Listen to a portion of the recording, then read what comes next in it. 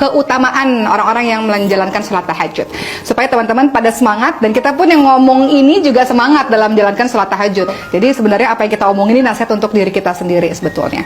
Nah, Masya Allah ya, apakah keutamaan-keutamaan tahajud? Yang pertama, ternyata sholat tahajud adalah sifat orang bertakwa dan calon penghuni syurga. Jadi kalau ingin dikategorikan sebagai orang bertakwa, maka dia tidak meninggalkan sholat tahajud. Allah Subhanahu wa taala berfirman yang artinya, sesungguhnya orang-orang yang bertakwa itu berada dalam taman-taman syurga dan mata air, sambil menerima segala pemberian Rabb mereka. Sesungguhnya mereka sebelum itu di dunia adalah orang-orang yang berbuat kebaikan. Di dunia mereka sedikit sekali tidur di waktu malam dan selalu memohon ampun di waktu pagi sebelum fajar. Dalam surah Az-Zariyat ayat 15 sampai 18.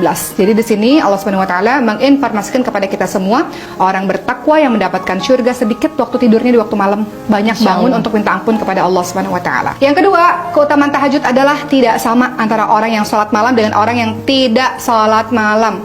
Allah Subhanahu wa taala berfirman yang artinya, adakah sama orang-orang yang mengetahui dengan orang-orang yang tidak mengetahui?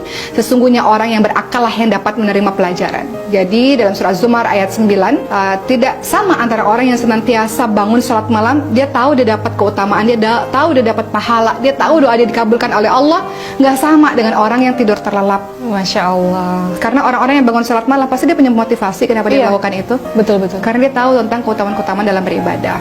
Ketiga, keutamaan dari sholat tahajud adalah sebaik-baik sunnah. Seperti yang kita ketahui bahwa sebaik-baik puasa adalah puasa di bulan suci Ramadan. Kemudian sebaik-baik sholat setelah sholat wajib adalah sholat malam.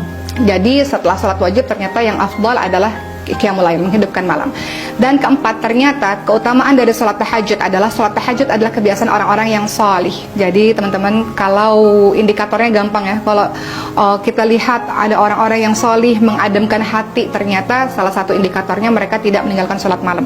Kemudian keutamaan sholat tahajud yang kelima adalah sebaik-baik orang adalah orang yang melaksanakan sholat tahajud, sebagaimana Rasulullah SAW bersabda, sebaik-baik orang adalah Abdullah. Maksudnya di sini adalah Ibnu Umar, seandainya ia mau melaksanakan sholat malam. Maknanya adalah sebaik-baik orang adalah orang yang senantiasa melaksanakan sholat malam, sholat tahajud. Seperti itu teman-teman sekalian.